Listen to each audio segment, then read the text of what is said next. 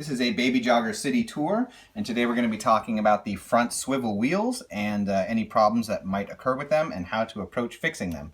So as with any sort of stroller that has swivel front wheels, and especially those that are removable, in this case by depressing a button on the back and taking it off, but in all cases with swivel wheels you can have problems whereby the swivel wheels seem to lock to one side, or if you're going too fast that they wobble.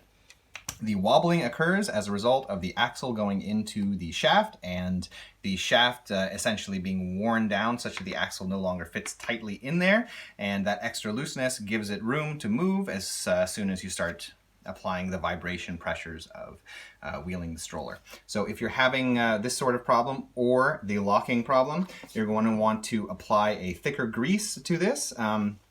Recommend food industry grease as opposed to a multi-purpose grease from like car supply stores, although sometimes I use those on other sorts of swivel wheels. But in this case, if you're having wobbly issues, you want something that's going to provide a little bit of traction. I've also heard that there is a silicone grease or a silicone gel that will have a similar sort of effect. So you just want to give a generous greasing of around the axle. This is like a white grease.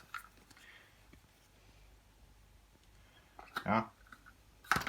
You can spread it around a bit and then pop it in and give it a couple swivels so that it works its way inside that mechanism. And this will provide a little bit of attraction, but at the same time a bit of lubricant to the wheel. If you notice, however, that you are still having problems, this will occur if you've used the stroller for quite a while and the wear is worse and not solvable with this problem.